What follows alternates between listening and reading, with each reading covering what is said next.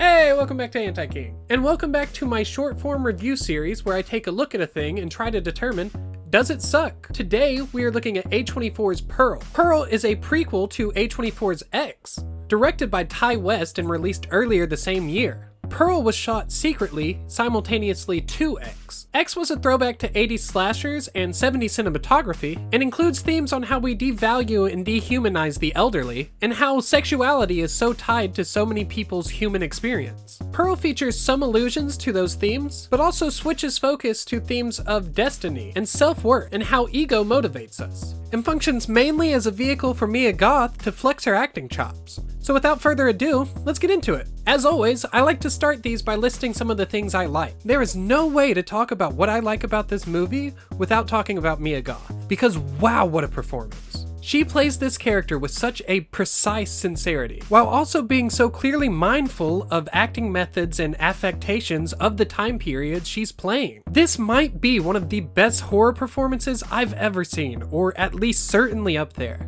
It really is that good. Does it help that Mia Goth is a bit of a celebrity crush of mine? Sure, probably, but I dare you to sit through her 8-minute long, unbroken, perfectly performed monologue at the climax of this movie and tell me you aren't watching one of the best actors of our time.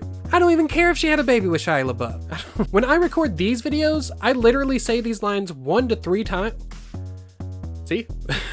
When I record these videos, I literally say these lines 1 to 3 times each. And then when I edit, I just kind of smash them all together to sound like normal talking. For her to memorize an 8-minute long monologue without a single cut, and to memorize it and play each affectation keenly and on time, is just insane. My jaw was on the floor watching it. The movie is set in 1918 and borrows elements from early Hollywood in a brilliant way. The cinematography is fuzzy and beautiful, and loves to contrast between dark grays and vivid color, much like the earliest color movies did. It's beautiful to look at, if nothing else. The tension created throughout this movie is incredible, as Pearl slowly becomes more unhinged. The story about a small woman on a small farm in a small town with much bigger aspirations is both devastating and clever.